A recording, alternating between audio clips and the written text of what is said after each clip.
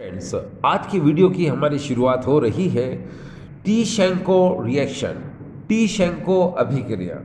Dear students, ये जो T शेंको reaction है, टी शेंको अभिक्रिया है, इसमें हम फॉर्मेल्डिहाइड, एसिटल्डिहाइड, बेंजल्डिहाइड, हम कोई भी एल्डिहाइड मॉलिक्यूल ले सकते हैं। तो चलिए शुरुआत करते हैं हम लोग। देखिए, टी शेंको रिएक्शन, टी शेंको अभिक्रिया, ये मॉडिफाइड केनिजारो रिएक्शन होती है। ये केनिजारो अभिक्रिया का आधुनिक रूप है, जिसमें एक एल्डिहाइड मॉलिक्यूल का अल्कोहल में और दूसरे एल्डिहाइड मॉलिक्यूल का एसिड में कन्वर्जन होता है। उसके बाद उसमें वाटर मॉलिक्यूल एलिमिनेट हो जाता है और फिर ईस्टर का फॉर्मेशन होता है। देखिए, इस रिएक्शन में सबसे पहले एक एल्डिहाइड अणु का ऑक्सीकरण होता है, स्वतः ऑक्सीकरण होता है, और दूसरे अणु का स्वतः अपचयन होता है, जिसकी वजह से जिस एल्डिहाइड का ऑक्सीकरण होता है वह कार्बोक्सिलिक एसिड बनाता है, और जिसका अपचयन होता है वह अल्कोहल का निर्माण करता है। फिर ये दोनों मॉलिक्यूल में एस्टरीकरण प्रक्रम होता है, जिसके द्वारा जल का अणु निकल जाता है और ईस्टर का निर्माण होता है। अब ये सब समझेंगे हम, तो चलिए पहले मैं आपको इसका स्टाइल बताता हूँ इस रिएक्शन का। देखिए, मैं पहले बोल रहा हूँ आपसे कि हम इस टी शेंको रिएक्शन में हम फॉर्मेल्डिहाइड ले सकते हैं। ये वही फॉर्मेल्डिहाइड है जिसमें अल्फा हाइड्रोजन नहीं होता। हम एसेटल्डिहाइड ले सकते हैं, ये वही एल्डिहाइड है जिसमें अल्फा हाइड्रोजन होता है। और फिर ये देखिए, ये बेंजल्डिहाइड है, इसमें भी अल्फा हाइड्रोजन नहीं होता। तो देखिए, इसकी शुरुआत करते हैं। देखिए क्या होता है कि जब हम इस फॉर्मेल्डिहाइड के दो मॉलिक्यूल को इस एल्यूमिनियम इथॉक्साइड के साथ रिएक्ट करते हैं तो ये ईस्टर मॉलिक्यूल का फॉर्मेशन करते हैं। ये दोनों एल्डिहाइड मॉलिक्यूल ईस्टर मॉलिक्यूल का फॉर्मेशन करते हैं। अब कैसे करते हैं मैं आपको बताता हूँ। देखिए, आप एक बात को दिमाग में रखें। सुभाष चंद्र बोस ने कहा था, सुभाष चंद्र बोस ने कहा था, तुम मुझे खून दो मैं तुम्हें आज़ादी दूंगा। तुम मुझे खून दो मैं तुम्हें आज़ादी दूंगा। वही चीज़ यहाँ पर ये एल्डिहाइड मॉलिक्यूल इस एल्डिहाइड मॉलिक्यूल से कहता है, ये एल्डिहाइड इस एल्डिहाइड से कहता है, तुम मुझे ऑक्सीजन दो मैं तुम्हें हाइड्रोजन दूंगा। बस अब जरा करके देखिए आप, यहाँ क्या होगा। अगर ये ऑक्सीजन ले लेता है और ये अपना हाइड्रोजन इसको दे देता है तो यहाँ पर हो जाएगा क्या, HCOO, ठीक है। और यहाँ पर क्या हो जाएगा, यहाँ हो जाएगा, देखिए जरा क्या हो जाएगा, ये एक H जब इधर चला जाएगा तो यहाँ हो जाएगा CH3। ये देखिए हो गया भाई। देखो CH2 तो पहले ही था, एक H और आ गया तो CH3, ये ऑक्सीजन इधर चला गया, CO तो पहले ही था, ऑक्सीजन आ गया तो क्या होगा, COO। तो इसको हम लोग बोलेंगे मिथाइल फॉर्मेट। आपको पता है मिथाइल फॉर्मेट क्या होता है, ईस्टर होता है।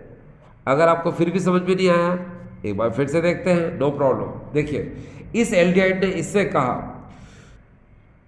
तुम मुझे ऑक्सीजन दो मैं तुम्हें हाइड्रोजन दूंगा। अब देखो क्या होगा, अगर ऑक्सीजन इधर आता है और हाइड्रोजन उधर चला जाता है तो क्या होगा, CH3 COO, और यहाँ पर हो जाएगा CH2 CH3। ये देखिए, इसका नाम आपको पता है, इसको कंबाइंड क्या कहेंगे, इथाइल, इथाइल एसीटेट। ये इसका नाम हो जाएगा इथाइल एसीटेट। ये हो जाएगा इथाइल एसीटेट। ये हो गया। इसी तरीके से एक बार और देखिए आप, आपको इजी लगेगा। ये बेंजल्डिहाइड इस बेंजल्डिहाइड से कहता है, तुम मुझे ऑक्सीजन दो मैं तुम्हें हाइड्रोजन दूंगा। ऐसे ऑक्सीजन ले लो, हाइड्रोजन दे दो, तो क्या होगा। वैसे भी आपको पता है डियर, आजकल के लाइफ स्टाइल में बिना कुछ दिए कुछ नहीं मिलता, ठीक है। तो बस यहाँ तो ये एल्डिहाइड इससे ऑक्सीजन ही मांग रहा है, बदले में क्या दे रहा है, हाइड्रोजन। तो क्या होगा देखिए, C6H5 और यहाँ पर हो जाएगा क्या, CH2, और हो जाएगा ये C6H5। ये देखिए डियर, C6H5 COOCH2CH5। आपको पता है ये कौन है, इस ग्रुप को हम लोग बोलते हैं बेंजाइल। तो हम लिखेंगे बेंजाइल, ये हमने बेंजाइल कहा। उसके बाद COO ईस्टर्न ग्रुप है डियर, तो COO से पहले C6H5 है, तो क्या बोलेंगे, बेंजोएट। तो इसका नाम हो जाएगा बेंजाइल बेंजोएट। ये देखिए, तो मैंने आपको यहाँ पर इसका फॉर्मेशन बताने की कोशिश की कि आप ये टेक्निक लगाइए, ठीक है। लेकिन डियर क्या होता है कि एग्जाम में हमको इसकी थ्योरी भी लिखना होती है, ठीक है, और फुल एक्सप्लेन करना होता है। तो चलिए वो फुल एक्सप्लेन करना आपको सिखाते हैं। देखिए एक बार फिर से इस टी शेंको रिएक्शन को किस तरह से बोला जाएगा, सुनिए। देखिए, जब हम एल्डिहाइड के दो मॉलिक्यूल को, चाहे तो हम फॉर्मल्डिहाइड ले लें, एसिटाल्डिहाइड ले लें, बेंजाइड ले लें, ठीक है। फिर सुनो, जब हम एल्डिहाइड के दो मॉलिक्यूल को इस एल्यूमिनियम इथॉक्साइड के साथ रिएक्ट करते हैं, तो उसमें से एक एल्डिहाइड मॉलिक्यूल का सेल्फ ऑक्सीडेशन हो जाता है और दूसरे एल्डिहाइड मॉलिक्यूल का रिडक्शन हो जाता है, ठीक है। चलो पहले इसका अपन ऑक्सीडेशन करा लेते हैं, किसका, इसका। तो क्या होगा, अरे भाई ऑक्सीडेशन कराएंगे तो इसकी इस लेसर टॉक्सिन से रिएक्शन करा दो। चलो कराओ, तो क्या बनाएगा डियर, ये देखिए, इसने बना लिया CH3COOH, ठीक है। भाई ये ऑक्सीजन बीच में रख दो, H को पीछे ले जाओ, ये हो जाएगा। अब इसका क्या कराएंगे डियर हम, इसका सेल्फ रिडक्शन कर दो। सेल्फ रिडक्शन करने से क्या होगा, 2H को आप जोड़ दो, ठीक है। तो ये 2H ऐसे ले लो, इस H को आप C के साथ और ये H को आप पीछे O के साथ लगा दो, तो क्या हो जाएगा, यह हो जाएगा ये CH3CH2OH। क्लियर। एक बार फिर से देखिए, यहाँ पर जो एल्डिहाइड के दो मॉलिक्यूल थे, एल्डिहाइड के जो दो अणु थे, उनमें से एक अणु का स्वतः ऑक्सीकरण हो गया, जिसकी वजह से इसने कार्बोक्सिलिक अम्ल बना लिया, और दूसरे अणु का स्वतः अपचयन हो गया, जिसकी वजह से इसने अल्कोहल मॉलिक्यूल यानी एथेनॉल या एथिल अल्कोहल का निर्माण कर लिया। अब देखिए डियर स्टूडेंट्स, आप बहुत अच्छे से जानते हैं ये है कौन, इसको हम लोग बोलेंगे एसिटिक एसिड। ये है डियर एसिटिक एसिड। ये कौन है डियर, एथेनॉल। आपको पता है, आप बहुत अच्छे से जानते हैं कि जब कोई कार्बोक्सिलिक एसिड अल्कोहल से रिएक्ट करता है, क्या करता है, अल्कोहल से रिएक्ट करता है। चलो इसको रिएक्ट करा देते हैं, ये रिएक्ट कर दिया। फिर से क्या होगा डियर, जरा ध्यान से देखिए। मैंने कहा जब कोई एसिटिक एसिड इस एथेनॉल से रिएक्ट करता है तो क्या होता है, वाटर मॉलिक्यूल का एलिमिनेशन हो जाता है और ईस्टर का फॉर्मेशन हो जाता है, ठीक है। देखिए कैसे, आपको करना क्या है वो जरा देख लीजिए। आपको यहाँ पर क्या करना है वो देख लो।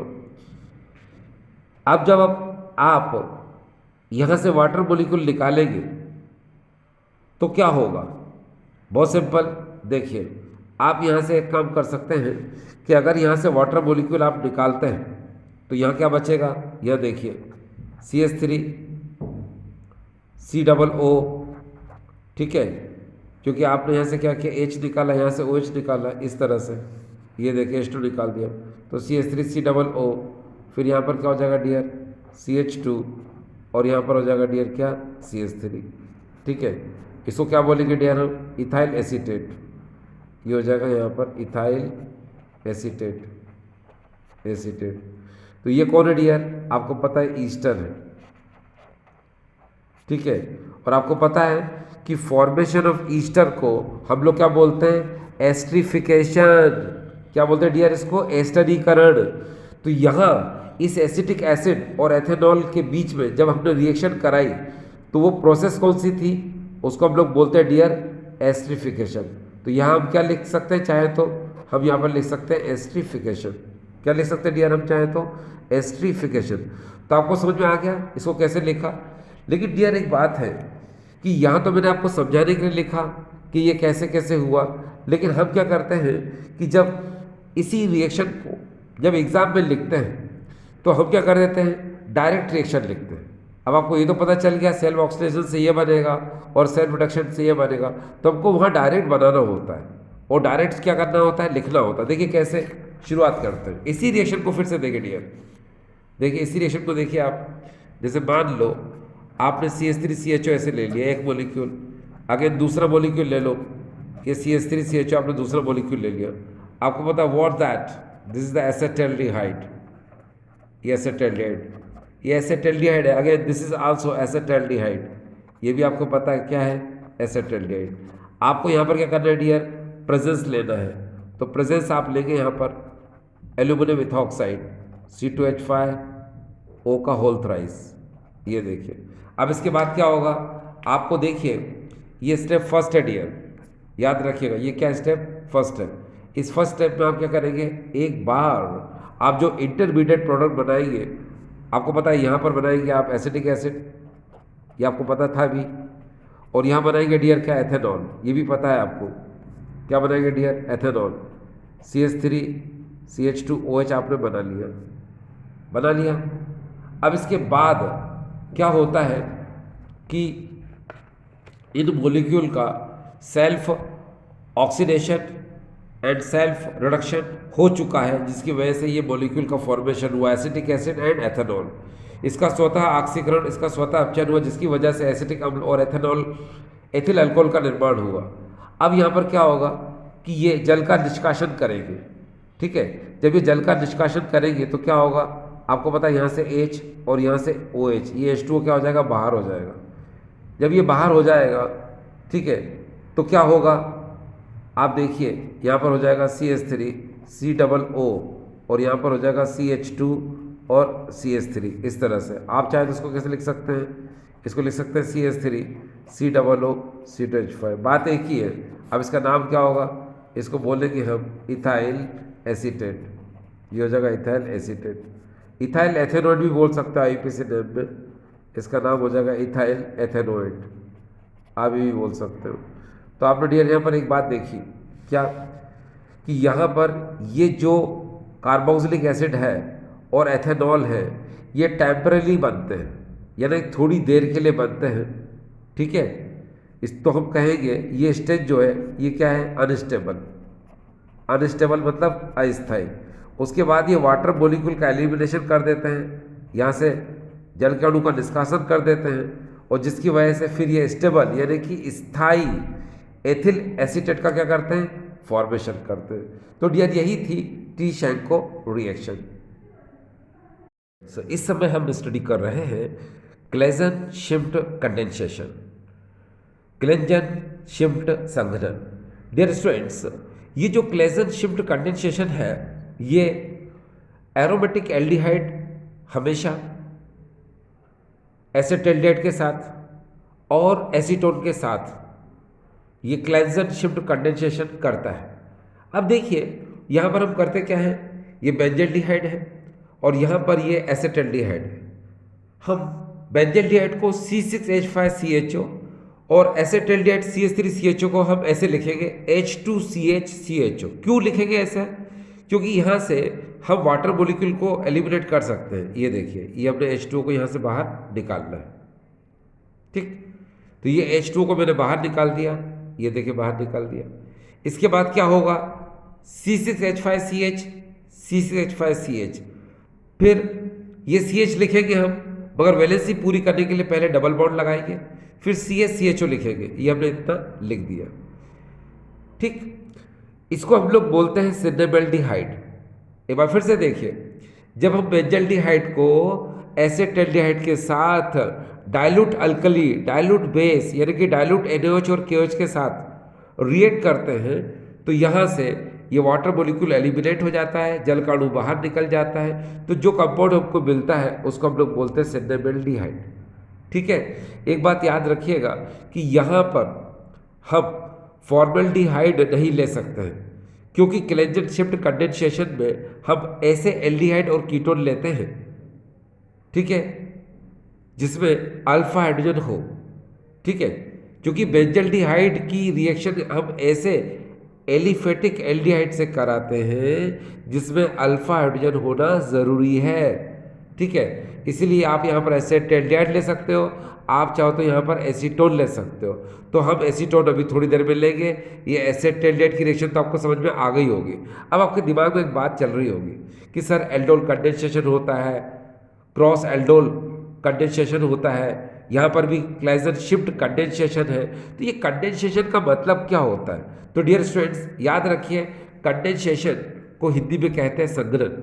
ये कंडेंसेशन और संघनन क्या होता है तो सुनो। वो प्रोसेस जिसमें 2 and more than 2 molecules new carbon carbon bond का फॉर्मेशन करते हैं, वह प्रक्रम जिसमें 2 या 2 से अधिक अणु नए कार्बन कार्बन बंध का निर्माण करते हैं, उसको हम लोग बोलते हैं कंडेंसेशन, संघनन। अब कंडेंसेशन इरिवर्सिबल प्रोसेस है, ये अनुत्क्रमणीय प्रक्रिया होती है। ठीक है, अब कंडेंसेशन में याद रखिए स्मॉल मॉलिक्यूल जैसे H2O, HCl, NH3, C2H5OH, CH3OH ये निकल भी सकते हैं और नहीं भी निकल सकते हैं। इनका एलिमिनेशन हो भी सकता है और नहीं भी हो सकता है, लेकिन ये कंफर्म है कि इनमें न्यू कार्बन कार्बन बॉन्ड जरूर बनेगा और ये इरिवर्सिबल प्रोसेस होता है। ठीक है, जैसे अब हम इसका दूसरा एग्जांपल ले लेते हैं तो आपको और क्लियर हो जाएगा। देखिए, ये मैंने बेंजल्डिहाइड ले लिया और बेंजल्डिहाइड को मैं रिएक्शन कराऊंगा एसीटोन के साथ, यानी कि CH3CO CH3। अब मैंने आपसे क्या कहा कि इसके ऑक्सीजन के सामने हमको क्या करना है, H2CH यानी कि H2 को सामने रखना है। क्यों? क्योंकि हम यहाँ से वाटर मॉलिक्यूल को क्या करेंगे, एलिमिनेट करेंगे। वाटर मॉलिक्यूल आप बाहर निकाल दीजिए और लाइन से इस कंपाउंड को जोड़ दीजिए। कैसे? C6H5CH, C5CH, फिर डबल बॉन्ड CHCOCH3, CHCOCH3, ये कंपाउंड का फॉर्मेशन हो गया।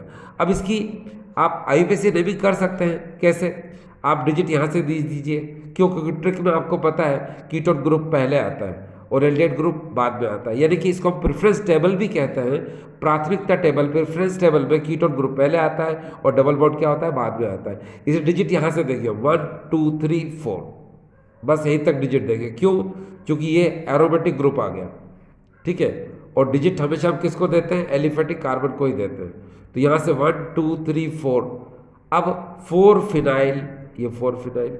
आपको पता है कि जब भी डबल बॉन्ड और ट्रिपल बॉन्ड होता है तो हम वर्ड रूट को एल्क की तरह ट्रीट करते हैं, यानी 4 कार्बन है तो ब्यूट बोलेंगे, 3 है तो प्रोप बोलेंगे, 2 है तो एथ बोलेंगे, 1 है तो मैथ बोलेंगे। अगर डबल बॉन्ड ट्रिपल बॉन्ड नहीं हो, कोई दूसरा फंक्शनल ग्रुप हो, तो हम 4 कार्बन को ब्यूटेन बोलते हैं, 3 को प्रोपेन बोलते हैं, 2 को ईथन बोलते हैं और 1 को मीथन बोलते हैं। ठीक, क्लियर? लेकिन यहाँ डबल बॉन्ड है तो हम एल्क की तरह ट्रीट करेंगे, यानी मैथ एथ प्रोप इसकी तरह ट्रीट करेंगे। तो क्या होगा, अब देखो कार्बन 4 है तो हम बोलेंगे ब्यूट। अब डबल बॉन्ड 3 के बाद आ रहा है, यानी 3 पर है डबल बॉन्ड, 3 डिजिट जो लिखा है से कार्बन पर है, फिर 4 यहाँ आया तो 3 के सामने डबल बॉन्ड है तो हम लिखेंगे यहाँ पर 3 ईन, और 2 पर कीटो ग्रुप लगा है और कीटो को आपको पता है सफिक्स की तरह बोलना है, सफिक्स में इसको ऑन बोलते हैं, तो क्या होगा 2 ऑन, ये आ गया। तो इस तरह से मैंने आपको एक बार फिर से नेमिंग को यूज़ करना सिखाया। 4 फिनाइल ब्यूट 3 ईन 2 ऑन, ये इसकी नेमिंग हो गई। इस समय हम पढ़ रहे हैं डियर बेंजोइन कंडेंसेशन। ये देखिए, ये बेंजोइन कंडेंसेशन यानी बेंजोइन संघनन में होता क्या है, तो याद रखिए 2 बेंजल्डिहाइड मॉलिक्यूल का ज्वाइन होना। ठीक है, 2 बेंजल्डिहाइड मॉलिक्यूल का ज्वाइन होना बेंजोइन कंडेंसेशन होता है। इस कंडेंसेशन में आप देखेंगे कि यहाँ पर जब हम बेंजोइन बना रहे हैं तो कैसे बना रहे हैं वो देखिए। यहाँ पर C6H5CHO ऐसे लिख लो, है ना। अब आपको पता है कि C6H5 इसमें हाइड्रोजन तो हो नहीं सकता, अल्फा हाइड्रोजन तो होता नहीं है इसके अंदर, तो हम क्या करते हैं, इसीलिए हम इस O के सामने इस HCO को लिखते हैं, यानी कि इस ऑक्सीजन के सामने फंक्शनल ग्रुप का हाइड्रोजन रखते हैं। ठीक है, तो देखो कैसे लिखेंगे, C6H5CHO प्लस HCO C6H5, ये भी बेंजल्डिहाइड है, ये भी बेंजल्डिहाइड है, मगर इसके ऑक्सीजन के सामने हम इस HCO C6H5 इस तरह से हम लिखते हैं। क्यों? क्योंकि ये O और H ये ज्वाइन हो जाते हैं, ठीक है, ये ज्वाइन हो गए, तो इसीलिए हम इसको इस कंपाउंड को बोलेंगे बेंज ज्वाइन। अगर आप ध्यान से देखें, आपको पता है ये फंक्शनल ग्रुप है यहाँ पर, ठीक है। तो इसके बाद ये जो कार्बन आता है इसको हम लोग बोलेंगे अल्फा, और अल्फा से ये OH जुड़ा हुआ है तो इसको हम लोग बोलेंगे अल्फा हाइड्रोक्सी कीटोन, ठीक है। अगर आप इसको खोल के लिखे देखो कैसे लिख सकते हैं, मैं आपको एक बार बता दूं। ये देखिए C6H5, ठीक है, ये CH और ये हो जाएगा OH, फिर CO और फिर ये C6H5। आपको पता है फंक्शनल ग्रुप ये है, ठीक है। तो इसके पास वाला क्या होगा? अल्फा, तो इसको हम लोग बोलेंगे अल्फा हाइड्रोक्सी कीटो, अल्फा हाइड्रोक्सी कीटो। तो ये जो अल्फा हाइड्रोक्सी कीटो ग्रुप है इसी को हम लोग क्या बोलते हैं डियर? बेंजोइन। यानी आपने देखा दो बेंजेल डेड मॉलिक्यूल का, है ना, एडिशन हो गया, तो बेंजेल डेड मॉलिक्यूल क्या हो गए? ज्वाइन हो गए, इसलिए इस कंपाउंड को क्या बोलेंगे हम? बेंजोइन, ठीक है। अब डियर स्टूडेंट्स हम आगे की तरफ चलते हैं। इस समय हम स्टडी कर रहे हैं फॉर्मेशन ऑफ क्लोरोटोन। ये देखिए डियर, ये फॉर्मेशन ऑफ क्लोरोटोन जिसको हम लोग बोलते हैं क्लोरोटोन का निर्माण। अब देखिए इसमें क्या होता है, इसमें हम एसीटोन लेते हैं और ये क्लोरोफॉर्म लेते हैं। आपको पता है इसमें H पॉजिटिव होता है और CCl3 क्या होता है? नेगेटिव होता है। अब इस एसीटोन में कार्बोनाइल ग्रुप ये है और इसी में आपको पता है पाई सिग्मा बॉन्ड होते हैं, तो पाई इलेक्ट्रॉनों का ट्रांसफॉर्मेशन कर दिया हमने, कहाँ से? कार्बन से ऑक्सीजन की तरफ, तो ये पॉजिटिव हो जाएगा और ये क्या हो जाएगा? नेगेटिव। इस नेगेटिव से ये H लिंक हो जाएगा और इस प्लस से CCl3 लिंक हो जाएगा, तो हमको मिलेगा ये कंपाउंड, ठीक है। अब जरा देखो, ये भी एडिशन रिएक्शन है ना, तो क्या होता है, हम इसका नेमिंग जो है दोनों की नेमिंग पर डिपेंड करता है। ये देखिए ये क्लोरो और यहाँ पर क्या हो जाएगा? ये टोन, तो ये हो जाएगा क्लोरोटोन, ठीक है। ये क्या हो जाएगा? क्लोरोटोन, ये क्लोरोटोन। यानी कि फिर से सुनो, आधा नाम इसका आधा नाम इसका, तो क्लोरोटोन, ये क्लोरोटोन, ठीक है। तो आपको यहाँ से समझ में आ रहा है, ठीक है। अब डियर स्टूडेंट्स एक बात ध्यान रखना कि जब भी क्लोरोटोन का फॉर्मेशन करते हैं तो यहाँ पर KOH और NaOH की प्रेजेंस लेते हैं, KOH या NaOH की उपस्थिति लेते हैं। अब ये जो क्लोरोटोन है ये हाइप्नोटिक ड्रग्स है, इसका हम निद्राकारी औषधि के रूप में इसका क्या करते हैं? यूज़ करते हैं, ठीक डियर। चलिए अभी मैं आपको एक बात बता दूं